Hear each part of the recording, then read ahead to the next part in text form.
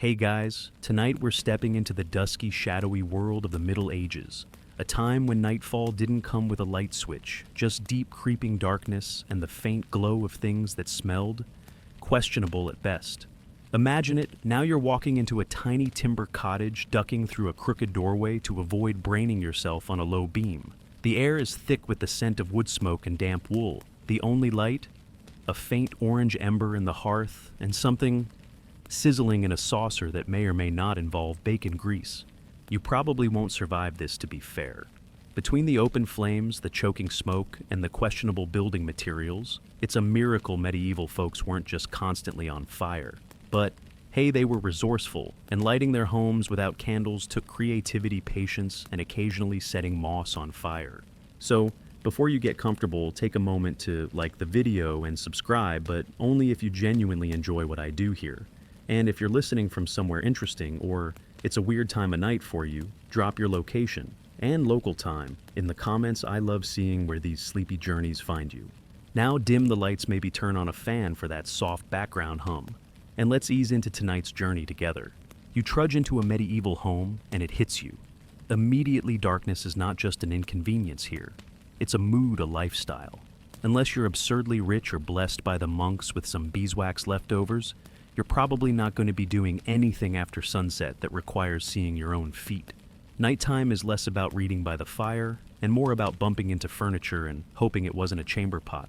And don't think people were lighting up rows of lovely little candles either. For most of the Middle Ages, candles were expensive. Beeswax ones were practically the scented luxury brand of the day, sweet-smelling, long-lasting, and only used in churches or by the extremely wealthy. If you were a peasant, and let's be honest, you probably are, in this scenario, you didn't even think of buying candles.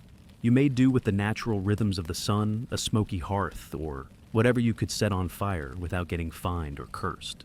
Historians still argue whether the average medieval peasant even needed artificial light at all. Daily life was structured tightly around daylight hours. People got up with the sun, worked like mad until it dipped, then basically just shut down. Socializing, crafting, and even gossiping were daytime activities. The night was for sleeping, or at least for slowly winding down in the dark. Still humans being humans, we found ways to cheat the darkness. Our ancestors may not have had LEDs or flashlights, but they had grease, lots of it. They had animal fats, slow-burning embers, and an entire toolbox of weird, sometimes questionable methods for bringing a little light into their homes. You sit by the hearth and stare into the low, flickering coals, the only dependable light in the room. It doesn't so much illuminate as suggest shapes the shadow of a table leg, the soft blur of a dog curled up nearby. A woman leans over the fire, poking it with a stick, trying to coax a little more glow from the embers without sending up sparks. Above her, bundles of drying herbs sway gently in the draft that always seems to find its way through the doorframe. The hearth fire was everything cooker heater, and yes, nightlight. It never really went out. Embers were banked under ashes to smolder until morning, when the fire could be blown back to life. In a way, it was the heartbeat of the home. You didn't just light a fire, you tended it like a pet. If the fire went out, that was it. Your light, your warmth, your cooking heat, all gone. And if you've ever tried starting a fire with a flint and some damp twigs while half asleep, you'll know exactly why that was a disaster scenario.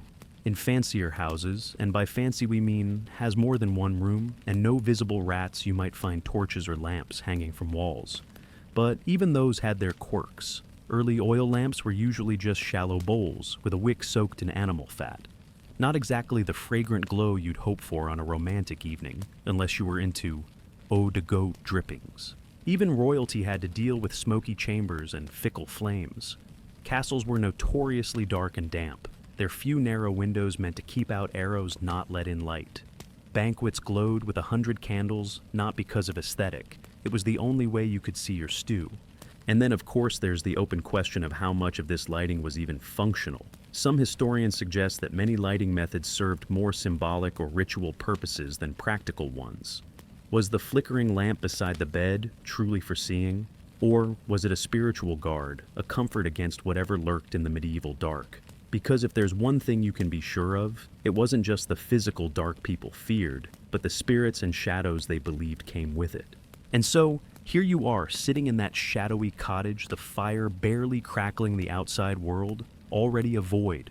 Someone might have placed a dish of burning fat near the bed, or a crude rushlight leaning against a wall. But mostly you surrender to the quiet and the flickering shapes, and the fact that everything your chores, your walking, your sense of time has surrendered to the slow rhythm of lightless hours. You blink, and the fire snaps softly. Outside, the wind hisses under the door. The glow isn't strong, but it's steady. And for now, it's enough. You're still sitting there, in that tiny medieval cottage, eyes adjusting to the dim glow from the hearth, when someone across the room reaches for a strange-looking object by the wall. It's long, thin, and oddly greasy. They light one end in the fire, and suddenly there's a new light in the room, flickering small and ever so slightly sizzling. You've just met your new best friend, the rushlight. Before candles became the default symbol of medieval lighting, rushlights were the working-class go-to. They were the budget option, the medieval equivalent of a flashlight, with dying batteries good enough if you didn't need it to last, and didn't mind the smell of burned fat. So here's how it worked. First, you took a common plant, the rush long, reedy, and abundantly growing in marshes and wetlands. You peeled it, keeping just the spongy white center called the pith. Then you soaked this little plant noodle in rendered animal fat, probably mutton tallow if you were lucky, bacon grease if you were realistic. Once dried, it became a highly flammable, slightly dangerous mini torch. Rushlights didn't exactly offer a warm, ambient glow. They smoked, sputtered, and burned unevenly. Sometimes the flame would vanish down to a tiny ember, only to flare up again with a fat spark pop that startled every chicken in the room. But they were cheap. And you could make them in batches, which was ideal because each one burned for maybe 10 to 15 minutes, hardly long enough to finish telling a good ghost story or locate your left boot in the dark. Still, people got creative. Special rushlight holders were forged to keep the rushlight tilted at just the right angle for an even burn too flat, and the grease dripped uselessly too vertical, and it went out. One clever design even included a ratcheting grip, so you could keep feeding shorter rushes into the clamp. Medieval people may not have had thermostats or indoor plumbing, but they knew how to optimize their sputtering stick of light. Historians still debate just how widespread rushlights were across all medieval regions. Some argue that in wetter climates like Ireland or Wales, where rushes were plentiful, they became almost a cultural staple. Others think their use was more patchy, common in peasant homes, but unheard of in cities where other fuels were available. Either way, they're a perfect example of using what the land gives you. You don't have beeswax, fine. You have a marsh, great, light up some reeds and get on with it. But rushlights weren't the only DIY lighting option. There were grease dips, two small open bowls, or shells filled with animal fat, and fitted with a makeshift wick. Picture a hollowed-out turnip or a cracked snail shell acting as a lamp base. The wick might be a bit of twisted cloth or just a piece of moss if you were feeling frugal. Not exactly Martha Stewart, but surprisingly effective. And then there's the smell. Oh, the smell. Grease dips, especially the cheaper tallow. Ones didn't so much light a room as perfume it with eau de roast pig. Imagine lying in bed next to that scent. Night after night, your dreams tinged with phantom bacon. For some, it was nostalgic. For others, probably nauseating. Still, these dips and rushes let you do what candles couldn't light your way without melting your budget. There's something undeniably human about all this, about solving the problem of darkness with whatever you can scavenge or craft. It's part ingenuity, part desperation. Lighting wasn't just about visibility. It was an act of survival, because without it, you weren't just sitting in the dark, you were vulnerable. You couldn't stitch a wound chase off a rat or keep your kids from falling into the hearth. And don't even try finding the outhouse without a rushlight unless you enjoy surprises and muddy boots. Sometimes people even mixed rushlights with other things. Some households would dip bits of twisted straw or pine resin into fat, letting them dry and stacking them like a flammable bouquet near the fireplace. In especially cold areas, people use birch bark, which burned bright and fast, making it ideal for sudden moments, like when you heard a suspicious creak and needed to make sure it wasn't your neighbor stealing your chickens again. Rushlights and grease dips weren't ceremonial or beautiful. No one wrote poetry about them. But they got the job done. And more importantly, they represent that very medieval way of life, practical, handmade, earthy. Lighting wasn't glamorous. It was a mix of know-how, resourcefulness, and sheer grit. So, there you are now, curled near the hearth with a rushlight propped at your elbow. Its glow wobbles with every breeze, casting oversized shadows of kitchen tools across the rough plaster wall. The family is quiet. Outside, an owl hoots in the distance. Inside, the only sound is the faint hiss of fat and the occasional tisk when the light needs to be repositioned. You've still got a few minutes before this rush light dies. Enough time to finish mending a torn sleeve, or say your prayers, or stare into the flames and imagine a world where light doesn't come from something you rendered in a pot over last week's bones. Your rushlight gutters out with a tiny hiss, leaving behind a smoky trail and a lingering odor that's equal parts barnyard and barbecue. Darkness folds in, quickly thick as wool, until you turn your eyes back toward the one consistent glow in the room, the hearth fire. If you've spent your whole life flipping switches, it's hard to grasp what the hearth really meant to a medieval home. This wasn't just a place to roast turnips and stew questionable meats. It was the anchor, the source. The fire in the hearth was the only thing standing between you and total darkness on most nights. And medieval people treated it with appropriate reverence, half sacred, half survival. You sit close to it now, its warmth soaking slowly into your woolen tunic. You can feel your cheeks glowing from the heat while your back remains cool, almost chilly. It's not a full room experience. It's highly localized lighting. You need to be near it to really see anything. And so, naturally, much of the home's evening life clustered in a crescent shape around the fire, like moths and itchy linen. The fire gave light, yes, but a certain kind of light. It was dappled and uneven. Shadows danced along the walls. If someone moved suddenly, their silhouette might leap across the ceiling like a ghost. This flickering quality wasn't just aesthetic, it shaped the very pace of life. You read slowly, you sewed carefully, and you counted every stitch by flame flicker. And if you happened to drop your needle into the rushes on the floor, well, better hope it turns up in someone's foot by morning. And still the hearth was a marvel. It burned steadily, fueled by carefully stacked wood. Or if you were poorer bundles of peat or even dried animal dung. It sat at the literal heart of the home, often centrally located even in one-room cottages, so that the heat and light could radiate equally in all directions. Historians still argue whether most medieval homes actually kept the hearth burning all night, or if they allowed it to die down to embers for safety. In some traditions, it was tended like a living thing, kept glowing with buried coals under ash, ready to spring back to life at dawn. In others, families let it go cold and relied on their heavy blankets, their body heat, and a brisk pace to the latrine if nature called after midnight. And unlike the controlled little flame of a candle, the hearth had moods. A fire could sulk or roar. It could hiss when the wood was green or crackle when it was bone dry. You learned to read the fire to know when it needed poking or feeding, when it was on the verge of smothering, or when it was getting just a little too enthusiastic near the basket of linens. More than one household disaster began with someone saying, "It'll be fine." It always burns like that. Still, there was beauty here too. Imagine a family gathered around the hearth, a child listening to a tale, eyes wide and face golden in the firelight, an old man nodding off with a spoon still in his hand, a dog warming its belly near the stone edge. Evenings were shaped by this circle of light.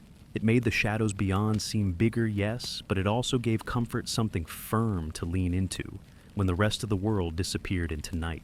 And for those who could afford it, or at least knew how to scrounge well, there were hearthside accessories to amplify the light. You might see a piece of polished metal propped behind the fire to reflect the glow further into the room.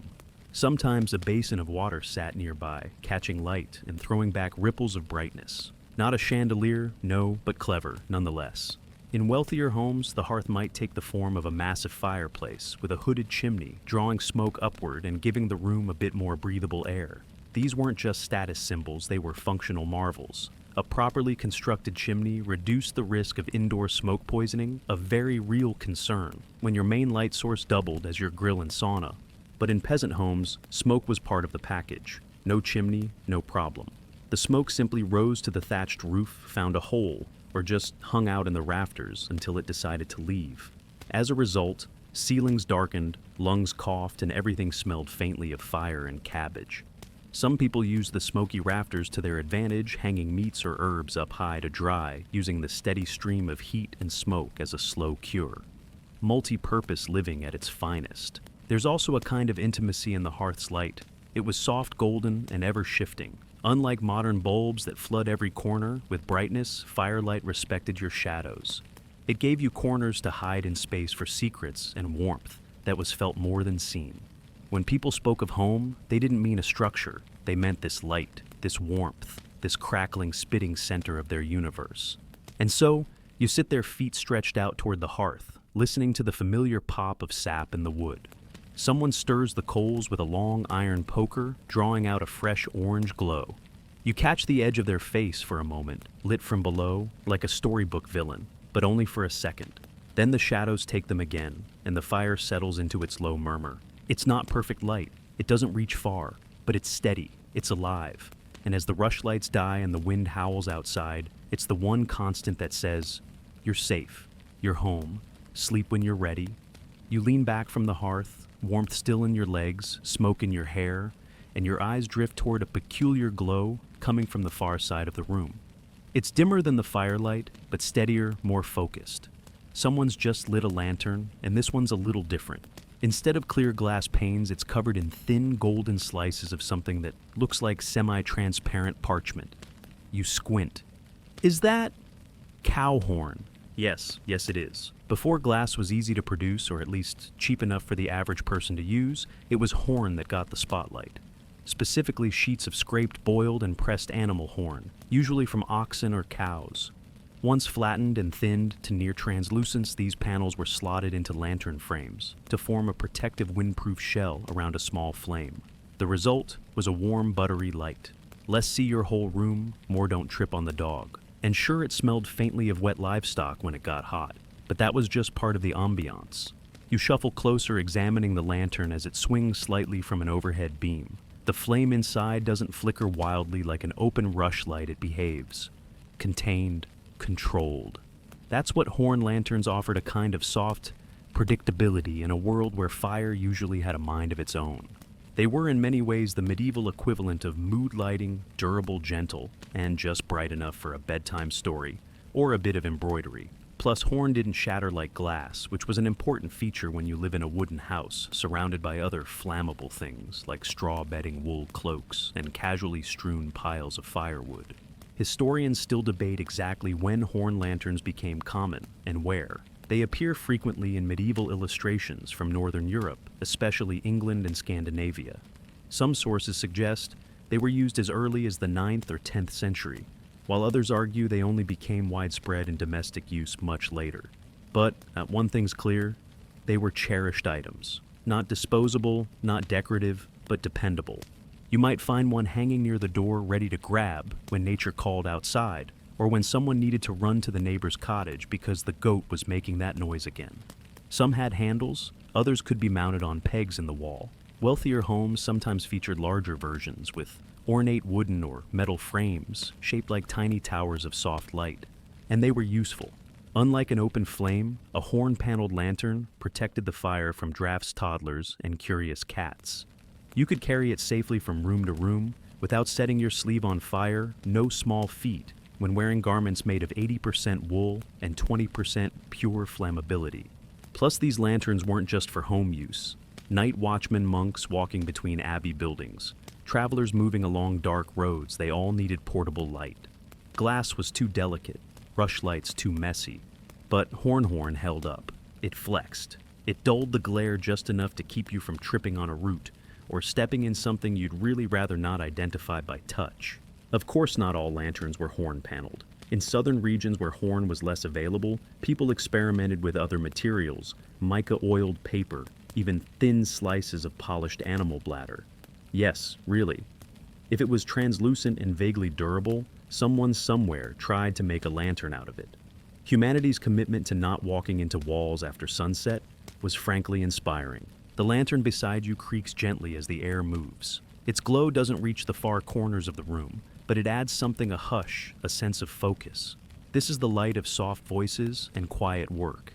You can picture someone using it to mend a tunic late at night, or copy out a line of scripture, or check on a sleeping child. It's not blazing, it's not dramatic, but it's kind. And there's something clever too in the use of horn, taking something that was once part of a living creature and transforming it into a tool that gently staves off the dark. The horn, once curved and strong, is now flat and fragile, but its purpose lives on. You can't help but admire the medieval knack for turning scraps into solutions. Some lanterns even featured tiny vents to control airflow, little flaps that could be opened or shut to keep the flame burning evenly. These designs were ahead of their time, practical, efficient, and strangely beautiful in their simplicity. No LEDs, no batteries, no fuss. Just fire horn and the need to see one more step ahead. People often shared lanterns too. A single lantern might serve an entire family or household. If someone needed to step out in the night, the lantern went with them. If it was gone, you waited, or you braved the dark and hoped the goats weren't plotting. You sit beneath it now, watching as the warm light glows through the yellowed horn, casting a circle of safety that feels much larger than it is. You don't need to see the entire room, just this space, just this moment. The walls disappear. The rest of the house fades into black. But here in the halo of ancient horn and stubborn flame, you're exactly where you need to be. The lantern's glow swings low, brushing your knees with warmth, but something else has caught your nose now, something sharper, saltier. You glance toward the kitchen nook, and that's when you see it, a shallow bowl perched on a stone shelf, filled with what looks suspiciously like melted lard, floating in it, a crusty bit of fabric twisted into a wick, faintly hissing. Someone just lit the fat lamp. And not just any fat. Tonight's illumination comes courtesy of a rich stew of mutton tallow duck grease, and just for that special touch fish oil. The smell is well memorable. You gag slightly, but settle back in. Welcome to the olfactory side of medieval lighting. In truth, animal fats were everywhere in medieval homes. If you'd butchered an animal, you used every bit meat for meals, bones for broth or tools, hides for clothing, and fat for light. That greasy bowl now flickering in the kitchen, that's dinner's leftovers at work. It wasn't always pretty, but it was practical. These makeshift lamps, often just pottery shards or small iron dishes, were filled with rendered fat and held a crude wick made from twisted cloth or moss. Some were so minimalist, they'd make a modern minimalist cry, just fat and fire, no frills, no apologies. Historians still argue whether these fat-burning lamps originated independently across different regions, or whether the idea spread through trade and migration. But there's no denying they were remarkably similar from Viking longhouses to Saxon farmsteads. Necessity breeds innovation, and also apparently a lot of smoky kitchens. You peer into the bowl. The flame dances lazily, barely taller than your thumb, but it's enough to light the nearby shelf. A wooden spoon gleams faintly. A bit of cheese catches the shine. Someone mutters something and ducks away, taking the smell with them. For all its low-tech roots, the fat lamp had layers. Some households added herbs to the fat, not for scent. No, that would have been a luxury, but to keep bugs away. Others used resin or pine pitch mixed with fat to create a thicker, slower-burning fuel. It might sizzle, it might smoke, it might smell like you deep-fried an old boot, but it worked. If you were coastal or very unlucky, you might have access to a truly unique lighting substance, fish oil. Cod liver oil was prized in some regions, especially in Northern Europe, where fish was plentiful in livestock. Not so much. Fish oil burned well, if a bit quickly. But it had one unfortunate side effect, the smell. Lighting a fish oil lamp was the medieval equivalent of saying, "I give up." Your house would reek for hours. But hey, better to smell like a cod market than to bump into a wall and break your nose right. Some folks even dipped actual fish into the flame. Not whole ones, mind you, but bits of dried sardine or eel skin were reportedly used as impromptu wicks. It sounds absurd, but stranger things have lit darker rooms. And in Iceland, there are accounts of dried sheep dung mixed with fish oil to make small fire-ready bricks. Practical? Questionable. Weirdly brilliant. You inch closer. The lamp pops, and a tiny dot of fat lands on the table with a sizzle. It's not elegant, but it is a light. And in the right conditions, these little lamps could burn for hours longer, if you were clever with the wick and generous with the grease. They were also mobile to a degree. People carried small, fat lamps from room to room, balancing them carefully on wooden paddles or flat stones. Not exactly flashlight in your pocket, but close enough. One slip, though, and you weren't just in the dark, you were in the dark with a grease fire on your floor. So, yes, caution was advised. Wealthier homes sometimes use better quality fats. Goose grease, for instance, burned longer and cleaner than pig fat. But it came down to economics. You weren't about to waste the fat from your best animal on mood lighting. If you were frugal and you had to see in the dark, you reached for the cheapest drippings you could find, whatever was left in the pan after dinner. That created an interesting seasonal rhythm.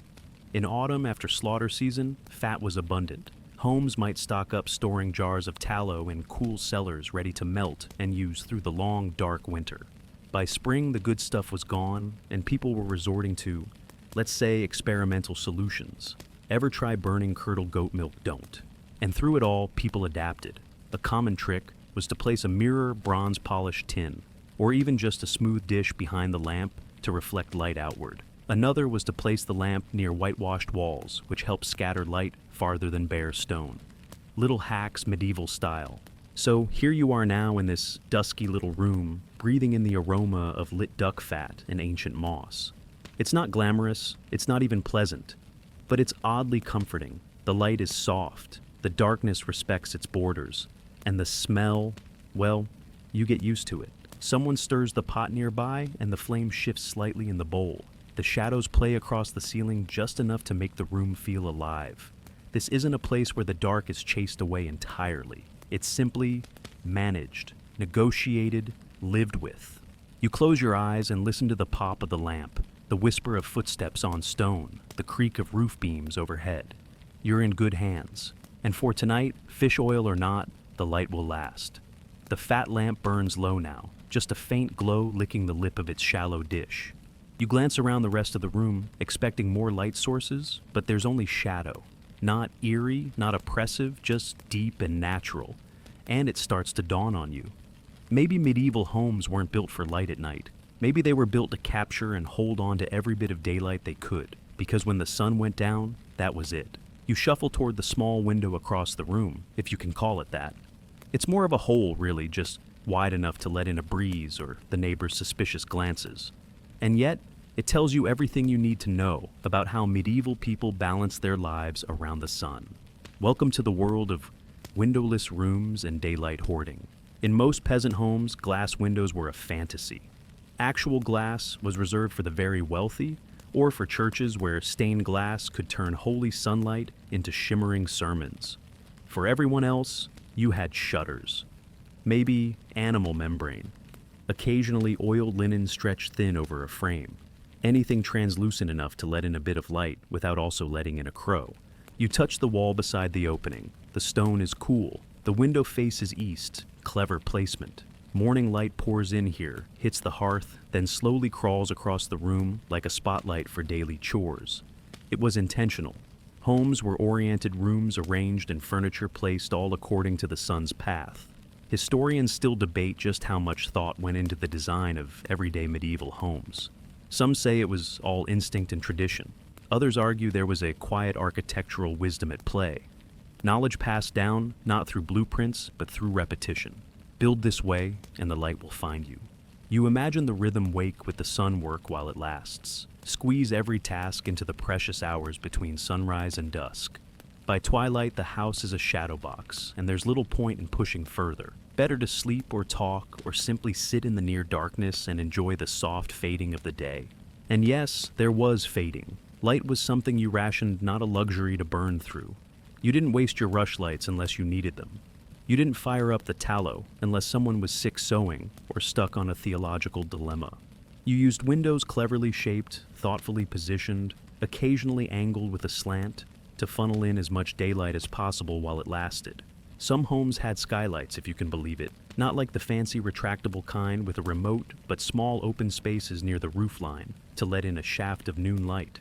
Others had low interior walls and open doorways so that whatever light did enter could reach deeper into the building. The phrase "leave the door open" had a whole different weight when it was the only way to read your Psalter at 4 p.m. in November. You picture the main room again, benches close to the window for mending and spinning, baskets piled where the light pooled at midday, a worn prayer book left at the exact corner where sunlight lingered just long enough to finish a page. Of course there were trade-offs. In letting in more daylight, you also invited in cold, wind, insects, eyes. So the balance had to be struck. Some households hung thin curtains of flax or wool, light enough to allow a glow thick enough to block the curious stare of a passing neighbor. Others simply pulled shutters closed and waited for the moon to rise. And speaking of moonlight, don't underestimate it. On clear nights, it was prized. People sat near windows watching its slow silver drip across their tabletops. Moonlight was poetic. It was cool, quiet, and clean. You couldn't do much by it, but it reminded you the world was still turning even in darkness. In towns and cities, homes were often built close together, leaning in on one another like tipsy old friends. This had lighting implications too. The narrower the alley, the less daylight reached your windows. That's why upper floors often jutted out like arms reaching for the sun. Anything to steal a little more glow from the sky. There's one old French proverb that says, "A house is lit not by windows, but by where the cat sleeps." Meaning, find the warmest, sunniest patch and build your life around it. And they did. They built around light. They planned around it. They timed themselves to it. You move back from the window now. The sun has long since dipped below the hills and all that clever architectural design. It's clocked out for the night. The room dims again, shadows returning to their posts like watchmen. You feel the slow hush that comes when the world agrees it's time to rest. Somewhere outside, a rooster confuses the moon for morning and lets out a half-hearted crow. Inside, someone lights another rushlight with a soft breath. It flickers to life just enough to show the way to bed. And you realize as you settle down that light in the Middle Ages wasn't just about function. It was about rhythm, surrendering to the natural ebb and flow of brightness and shade, about learning when to press on and when to sit still and listen to the dark. You're tucked into the corner now, head resting against rough wool, your body already winding down in sync with the shadows. But not everyone in this time has the luxury of fading into sleep when the darkness falls. From somewhere beyond your walls, there's a distant chime, then silence, then another faint tone, and you realize it's the hour of prayer, and someone somewhere is rising. In the world of monks, moonlight and prayer hours, the dark was not an obstacle. It was a schedule, a sacred one. Monasteries far from trying to eliminate darkness divided it, structured it, lit it not, with grease and horn, but with rhythm and ritual. Imagine yourself now walking softly down a cloister corridor, the soles of your sandals whispering against the worn stone floor. It's the middle of the night, though you wouldn't call it that. To the Benedictine monk, it's matins, the first of 8 canonical hours, a time set aside for deep contemplation in the stillness before dawn. You pass a few others, heads bowed, some clutching candles, others moving by memory. The chapel ahead glows faintly not from chandeliers or blazing torches, but from a handful of carefully rationed beeswax candles and oil lamps placed with almost mathematical precision. Pools of golden light puddle in front of statues on scripture, stands near the altar. Elsewhere, shadow, lots of it. Monks were minimalists, whether by philosophy or necessity. Beeswax, unlike the peasant's tallow, was prized for its clean burn and pleasant scent. The church reserved it for holy use, its brightness seen as purer, closer to heaven. And it wasn't cheap. Entire colonies of bees were maintained just for monastic use, and still wax was doled out like treasure. One candle might be lit for a specific psalm, then snuffed out afterward to conserve it for future prayers. Historians still argue whether these long nighttime vigils were sustainable or even enjoyable for the monks who practiced them. Some sources suggest younger monks frequently dozed off during matins, only to be nudged awake with a stern aura. Others claim these pre-dawn hours were beloved, a rare time of clarity, quiet and near-perfect silence, save for chanting voices and the occasional creak of wood. You slide into a seat at the edge of the chapel, now watching the way the light spills upward from a small lamp set before a gilded manuscript. The monk turning the pages doesn't seem to need more. His eyes are trained to see in this light to read in flickers. Or maybe after years, he simply remembers the words. Outside, the moonlight filters through narrow, high windows, slits more than glass designed to keep warmth in and temptation out. But tonight, they let in just enough silver to trace the chapel floor. The contrast is stunning, gold pools of beeswax below silver streaks from the moon above. It's a symphony of soft light and deliberate restraint. Monasteries often featured ingenious architectural layouts to support their lighting needs. Some cloisters were built with open courtyards to capture maximum sunlight during the day. Others included light tunnels, small angled openings that funneled moonlight or torchlight deep into otherwise windowless corridors. These tricks weren't just practical, they were spiritual. Light in Christian theology was divine. Every flicker carried symbolic weight. Even outside prayer hours, the monastic day was dictated by the movement of light. Dawn meant Lauds noon brought sext evening vespers, and each had its lighting rules, some permitting a candle, or 2 others meant to be observed entirely in natural shadow. Not every monk got beeswax, of course. Lower-ranking brothers or those outside major abbeys still relied on oil and tallow. Some even shared lanterns when moving from cell to cell. But the hierarchy of light was clear. Divine light above earthly grease below. And yet even the humblest monk found beauty in simplicity. In fact, some monastic traditions leaned into the dark. The Cistercians, for example, were known for their austerity, fewer candles, plainer architecture, less ornamentation. To them, shadow was a teacher. Quietness was light. Stillness was its own flame. You sit now in your imagined monk's cell, a room no larger than a modern walk-in closet. A single rushlight sputters in a niche by the wall, that's all. Just enough to see the edge of the prayer book to warm your fingers to think. No distractions, no bright glows bouncing off polished countertops or shiny appliances. Just the hum of your thoughts and the slow burn of time. There's a lesson here if you care to take it, that not all night needs to be conquered, that some darkness is meant to be sat with, and that lighting can be not just a tool, but a practice, a ritual, a gentle reminder to slow down, speak less, and see more with fewer distractions. You hear the bells again this time, fainter. Maybe it's prime now, the first hour of daylight. Or maybe the candles just burned low, and someone's relighting it with a shared taper. Either way, the chapel is still. The monks in their quiet rows haven't moved, and neither have you. And in this moment, with the soft scratch of parchment, the faint glow of beeswax, and the cool brush of moonlight against your cheek, it doesn't matter if you're awake or dreaming. You are part of the rhythm now. The bells fade, the chant softens, and the flame near the altar flickers once, then stills. You draw in a breath deep and slow, but as you shift your weight slightly on the bench, your foot catches something hard on the floor, a charred bit of wood. You look around and realize just how much open flame surrounds you. Candles, rushlights, oil lamps, hearth fires, and only wood, straw, and wool standing between a peaceful evening and a very medieval-style catastrophe. Because here's the truth, lighting your home in the Middle Ages came with a very real and persistent danger fire, and not the kind you calmly blow out before bed. No, we're talking open, often unattended flames, everywhere, always. Welcome to the sleepless reality of open flames and fire hazards.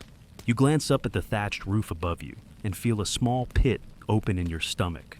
That entire thing one accidental spark away from a full-blown inferno. And those sweet little rushlights everyone was so fond of.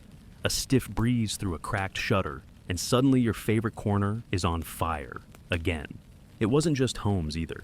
Towns were tightly packed with buildings often leaning into one another for structural support and a bit of social gossip. That meant a fire in one kitchen could and frequently did spread to the whole block. Whole villages were lost to single candle accidents, or knocked over grease lamps, or someone falling asleep near the hearth with a cloak a little too close to the embers. Historians still argue whether medieval communities had any real system for firefighting beyond scream and throw water. Some cities had night watchmen assigned to monitor for smoke or glow from rooftops. Others relied on community bucket chains, long lines of people handing pails of water to each other, in the hopes of stopping the blaze before it jumped the next wall. Spoiler, it often did jump. You imagine now the soft hush of a peasant family settling into bed. The hearth has been banked embers buried under ash to glow gently till morning. But even so, someone stays up a little longer, keeping one eye on the coals. Maybe it's habit. Maybe it's fear. Maybe it's just a gut instinct. When you live in a world of straw mattresses and wooden walls, the light is never just comforting. It's dangerous too. Some homes tried to outsmart the flame. They kept iron fire guards in front of the hearth's simple barriers to keep logs from rolling out, or toddlers from wandering too close. Oil lamps were sometimes suspended from hooks in the ceiling, or placed inside recessed niches in the wall to prevent tipping. Clever, yes. Foolproof, not remotely. And don't forget the livestock.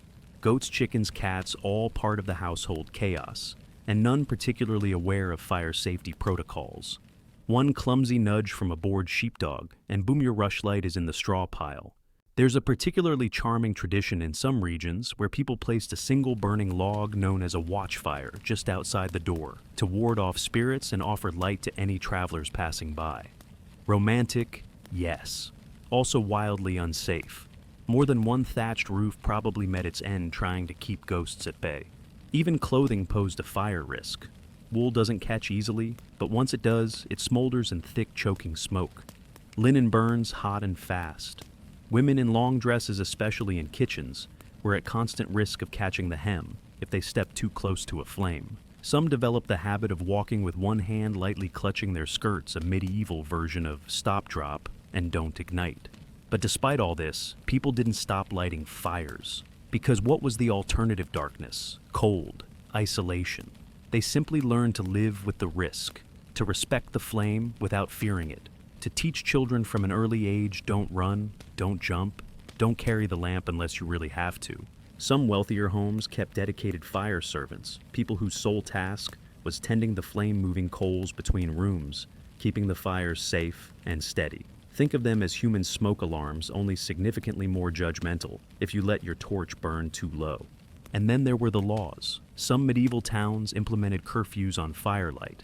After a certain hour, all home fires had to be extinguished or covered. The French word couvre-feu, which eventually gave us the English curfew, literally means cover the fire.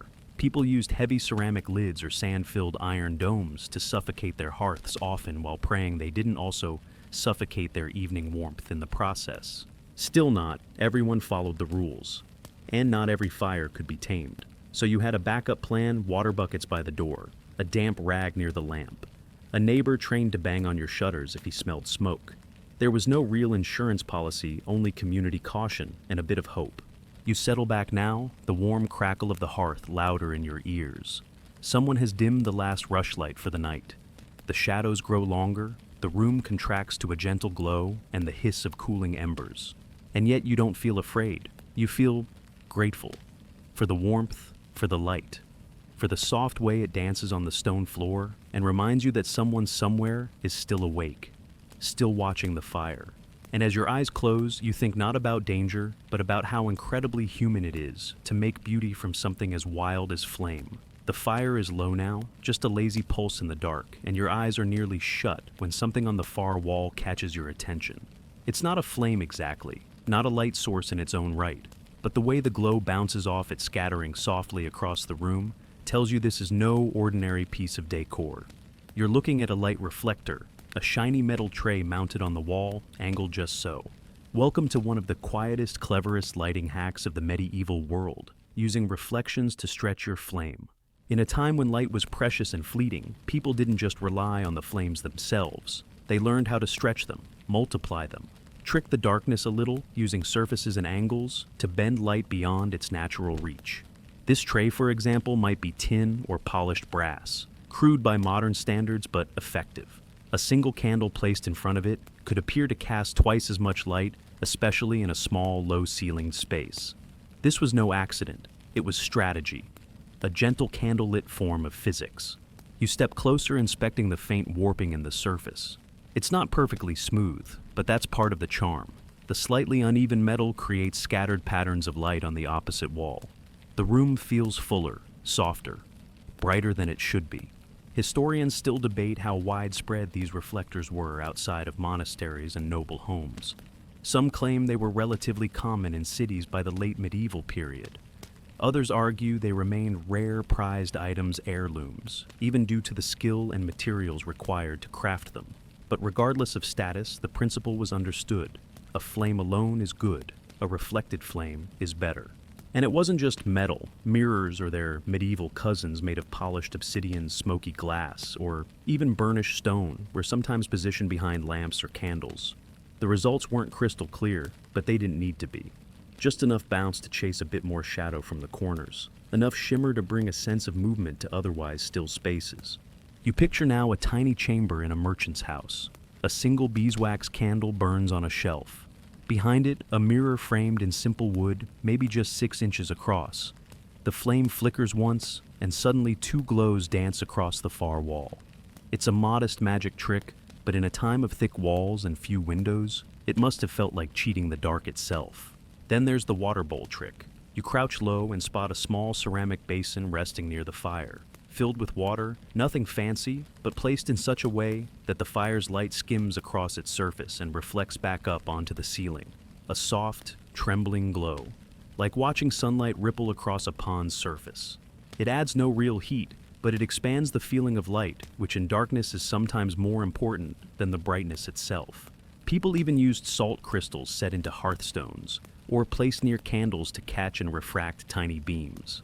A kind of medieval disco ball if your idea of a party involved weaving, praying, or writing by dim light while wearing 20 pounds of wool. And all this ingenuity wasn't just for comfort. Sometimes it had real measurable impact. A single reflector could double the usability of a candle, enough to copy one more page stitch, one more hem, or make your way across the room without colliding with a goat. Of course, not all reflections were intentional. In wealthier homes, tapestries sometimes caught the light just right, adding soft shimmer to a chamber. In castles, suits of armor polished to vanity levels could become accidental reflectors, impressively intimidating by day, oddly helpful by night. And there's an old monastic trick you might find amusing. In certain scriptoria rooms where monks painstakingly copied manuscripts, large, shallow bowls of water were placed on desks during twilight hours. The low candlelight would reflect off the surface and illuminate the underside of the manuscript page. It made the ink shine slightly, easier on the eyes, easier on the soul. Even kitchenware played its part. Copper pots, pewter mugs, polished serving platters, when not in use, they were leaned just so on a shelf to catch the light. Not for vanity, for function. You couldn't afford wasted illumination. Every glow had a job. It's funny you think how aware medieval people were of light's behavior. Not scientifically, perhaps not in terms of angle of incidence and reflection coefficients, but in practice they knew. They didn't call it optics. They called it the way the candle dances on the wall, or the place where the fire makes her book shine. But it was optics all the same. You sit back now, watching how the candle near the wall casts an odd, fluttering shape onto the ceiling. The shiny tray behind it bends the glow gently across the room. Your eyes follow the shimmer, soft and slow, until it fades into the upper beams. You hear the fire settle, the floor creak softly, the night lean in.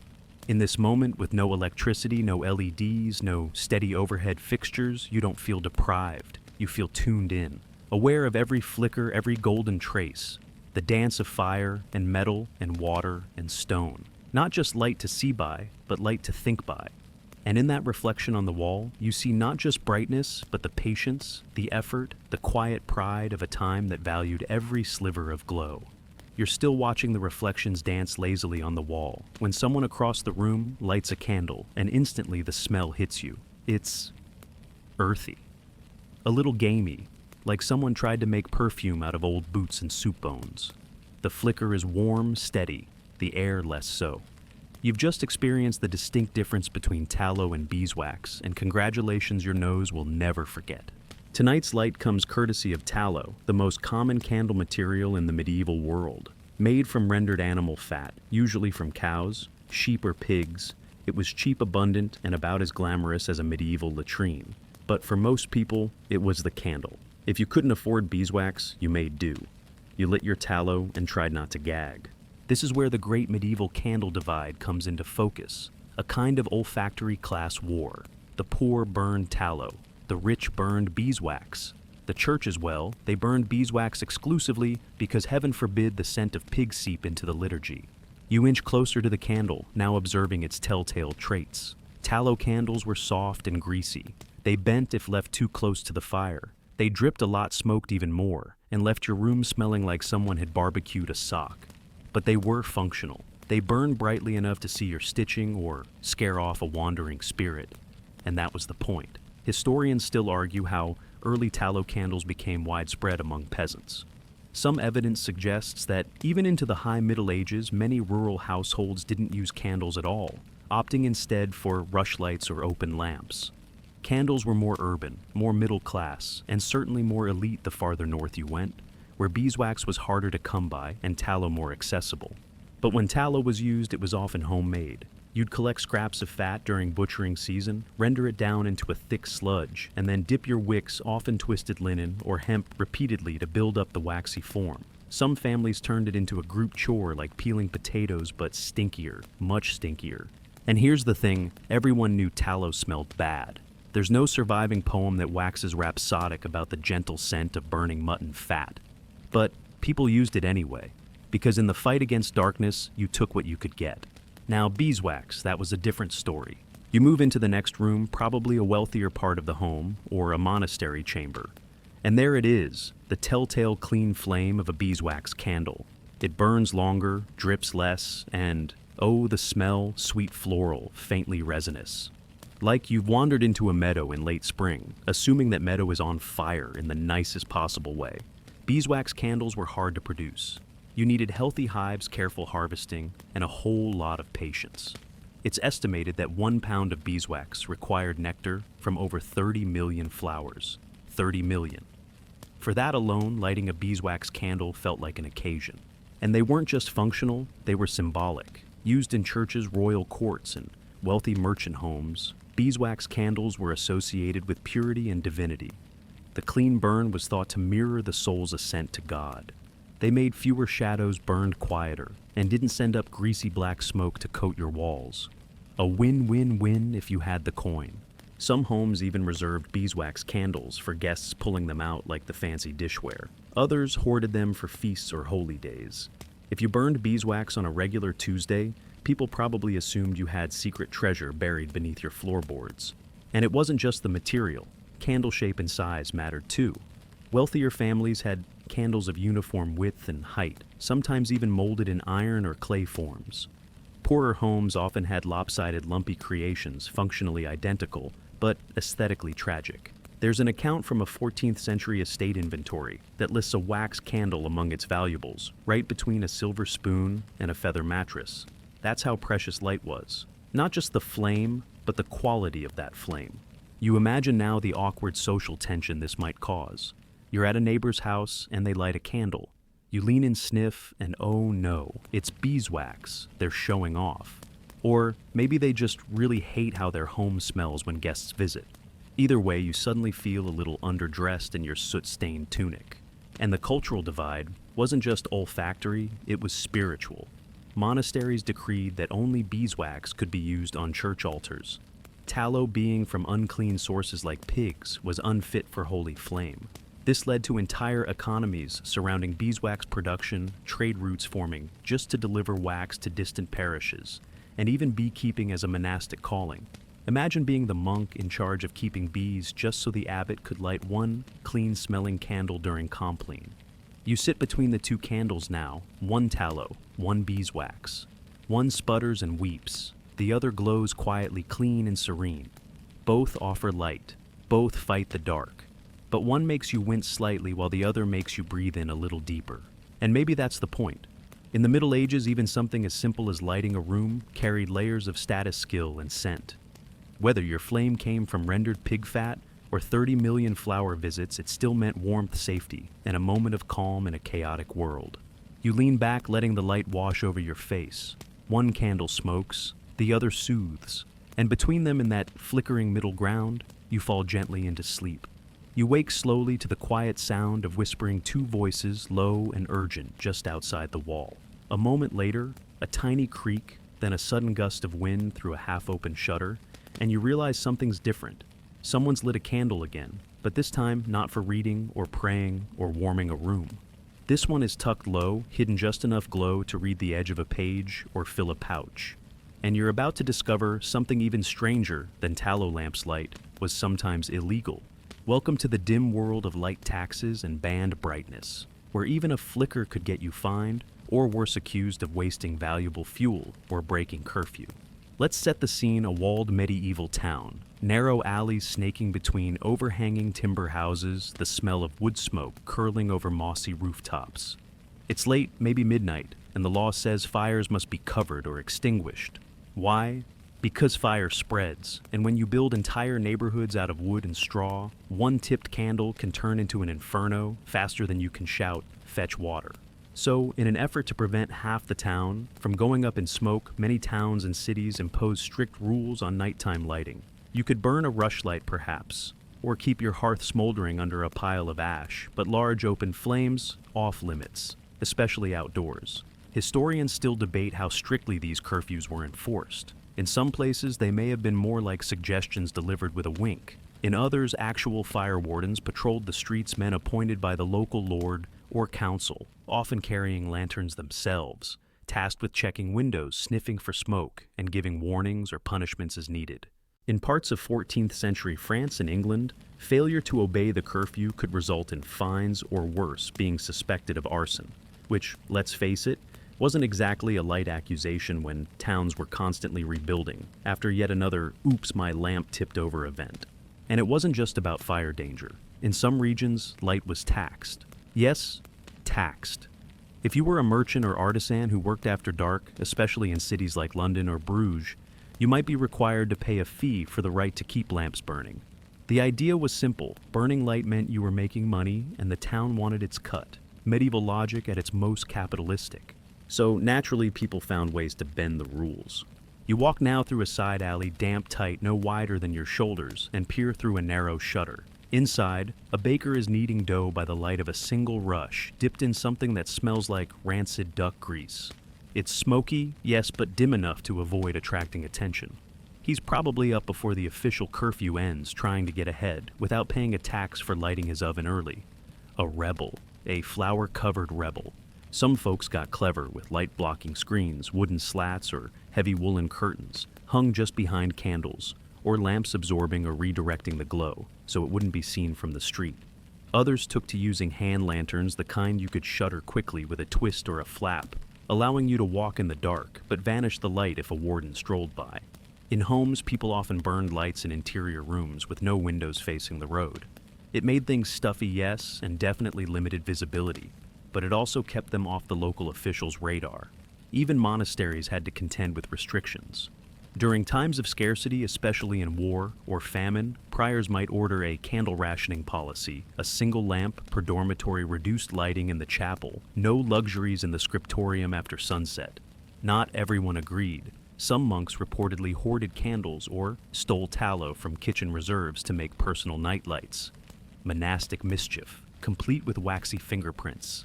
And then there were the festivals, those rare rule-bending moments when everyone lit everything they had.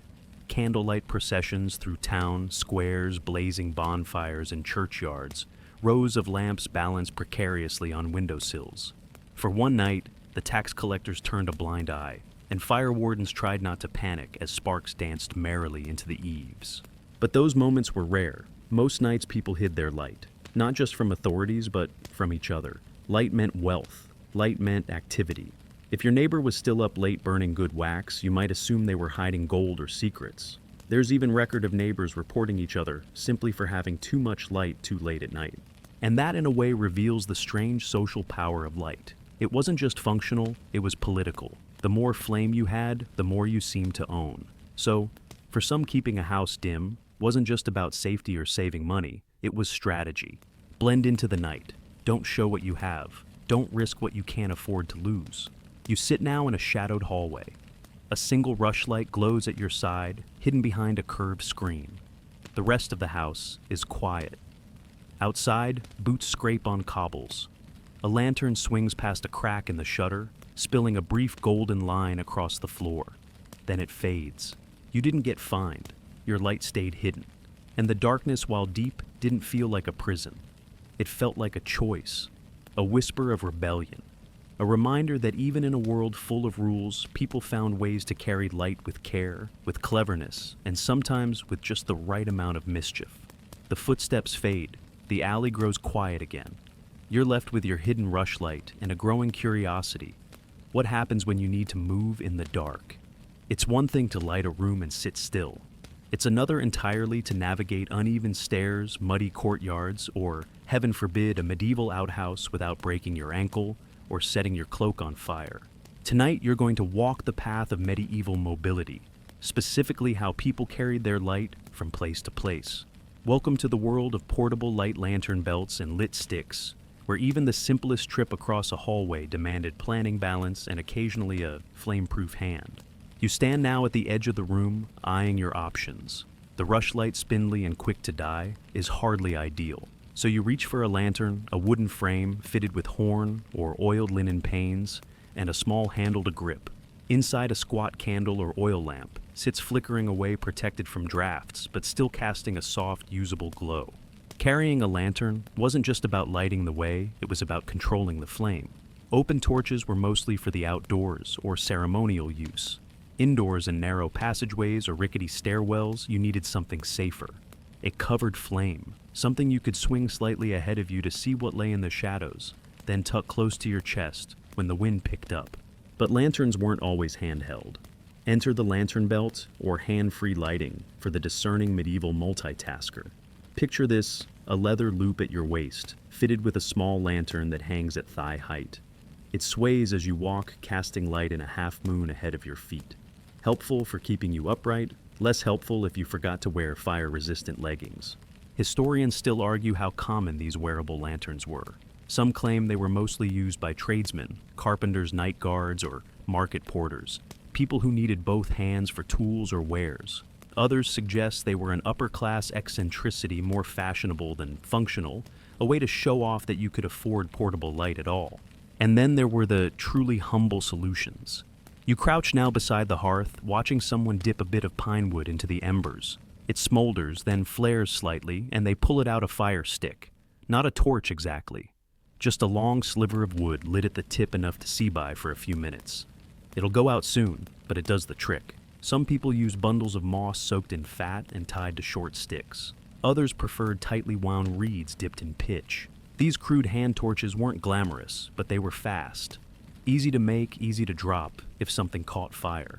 And if you were going far, say across a courtyard or down to the river, you'd bring a companion, not just for safety, but to share the light. One person held the lantern, the other carried whatever needed transporting.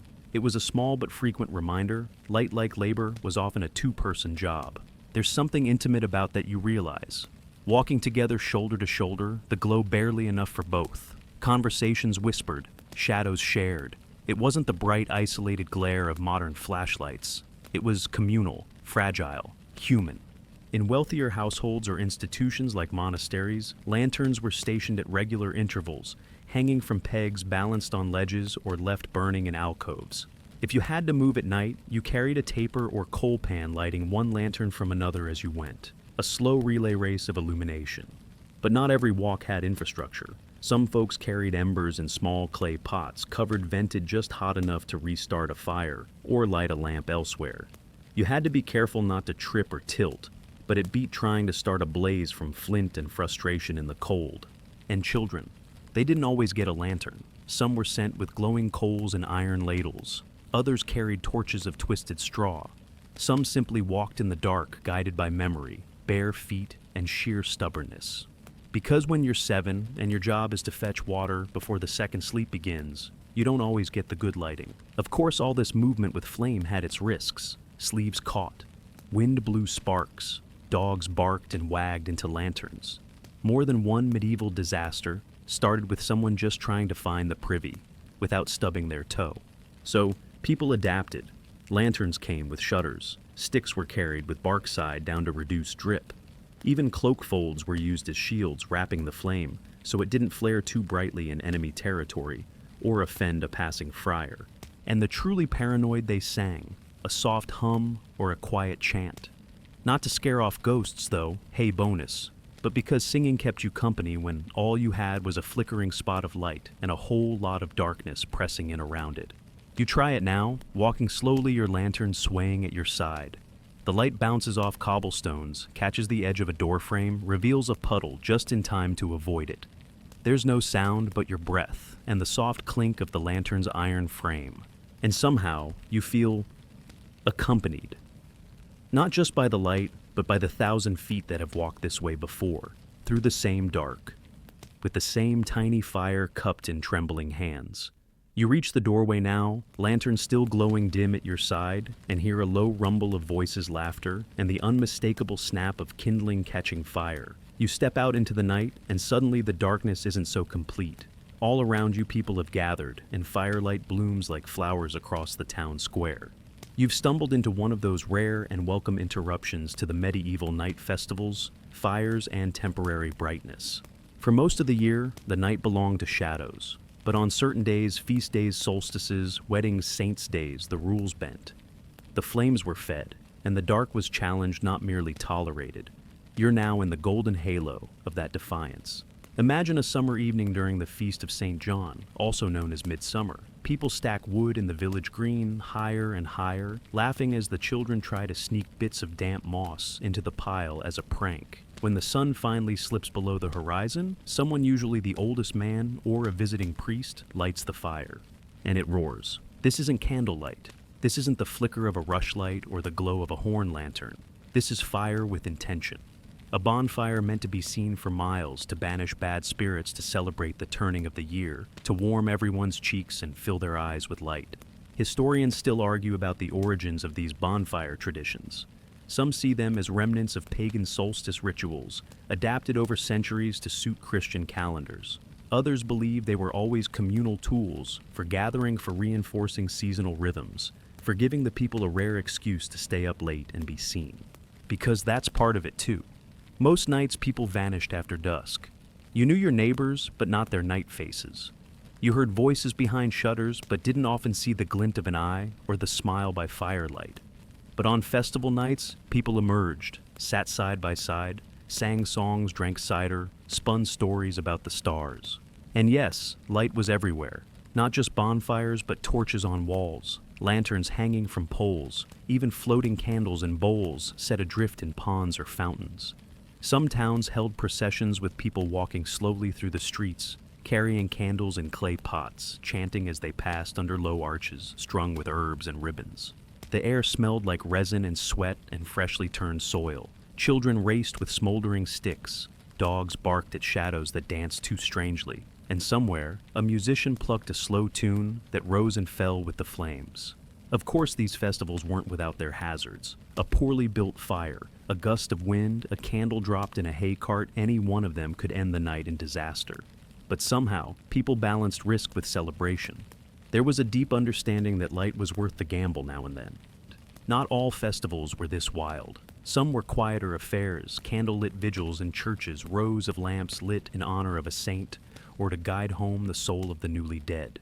In these moments, light was solemn, symbolic, less about seeing and more about feeling. You stand in the back of one such chapel now, where beeswax candles line the altar, melting slowly like golden teardrops. The scent is honey and incense. The light flickers gently against the stone. Then there were weddings, especially in noble households where feasts lasted well into the night.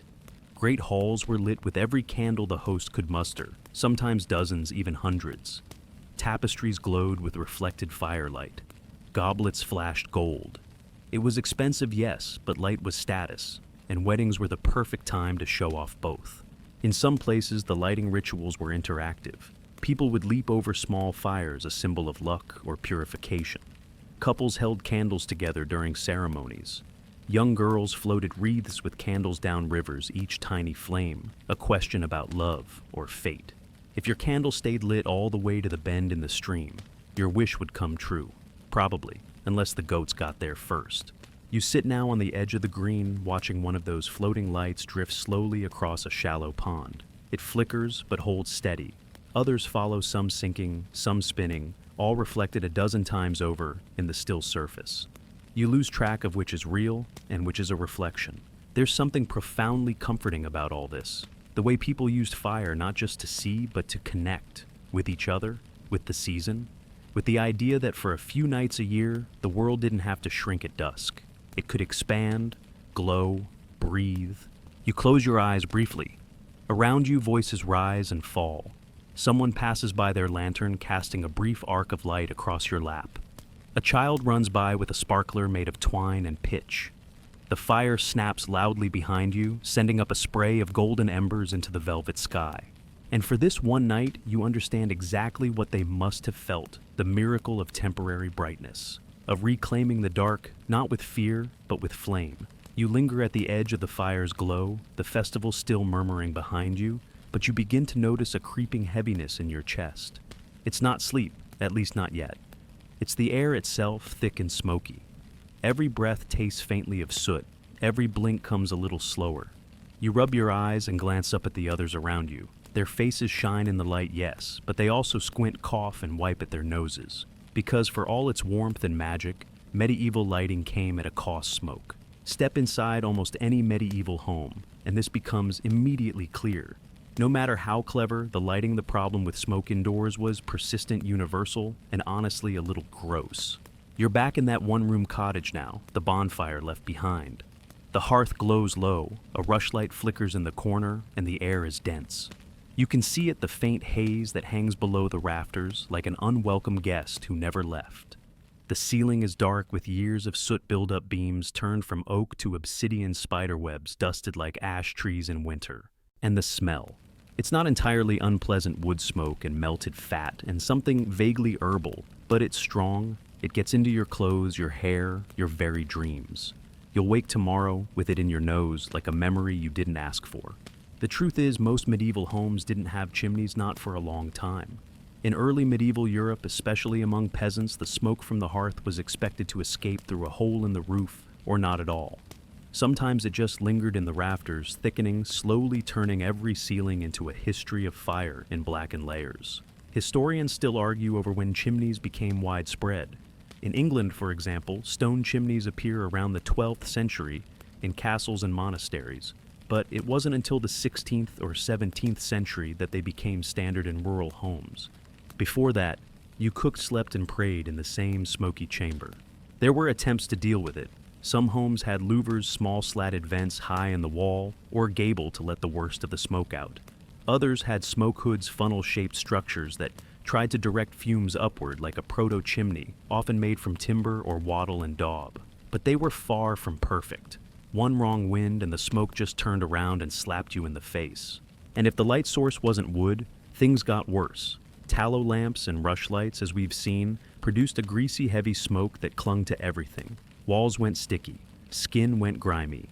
Your lungs? Let's just say medieval people probably had a lot of unreported respiratory issues. You step back from the hearth and look up. There's a hole barely a foot wide meant to let the worst of it out. And maybe on a clear, breezy day it does. But tonight the air hangs motionless, trapping the smoke inside like a guest overstaying its welcome. People adapted. They built fires lower in the room to keep smoke from sitting right at head level. They kept bedding and food low to the ground where the air was marginally clearer. They stored firewood up high where it would dry out and catch the worst of the soot instead of the walls. Practical, persistent, a bit desperate. And yet somehow life continued in this haze. Children played elders, gossiped, people sang by the hearth, even as their eyes watered and their voices rasped. Smoke was just part of the atmosphere, an unavoidable byproduct of light and heat. You put up with it because there was no alternative. Of course, smoke had uses too. It helped preserve meats and cure hides, dried herbs, and reduced pests.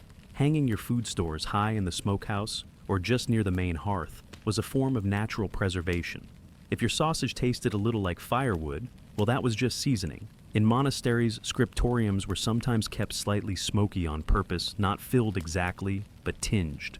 The theory went that a faint smoke coating would help protect parchment from mold and pests. It wasn't ideal for the monks' lungs, but at least the books lived long lives. And for those in more inventive moods, smoke was a tool of communication. Shepherds burned damp moss or herbs to create thick columns of visible smoke for signaling across hills. Entire watch systems were built on the idea that someone could light a fire and send a message faster than a rider could gallop. Still, none of that helped you when you were lying in bed, face turned to the wall, and the fire refused to stop smoldering just a little too much. People developed tricks soaking cloths in vinegar and hanging them by the bed to purify the air, or at least make it different.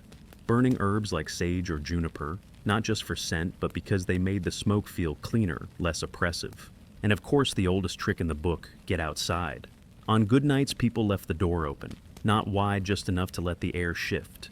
Maybe you'd hear an owl or smell someone else's cooking drifting down the road. But it beats sitting in stale smoke. You're back at the hearth now, blanket drawn close, eyes just above the edge of the smoke line. You breathe in shallow and slow. The fire hisses quietly, the last rushlight curls into a final puff of gray, and the air begins to settle. Not clean, not clear, but still. And in this haze where the light mixes with shadow and smoke, you don't feel overwhelmed. You feel part of the story. The long, smoky, fire-lit story of every soul who ever tried to tame the night with flame.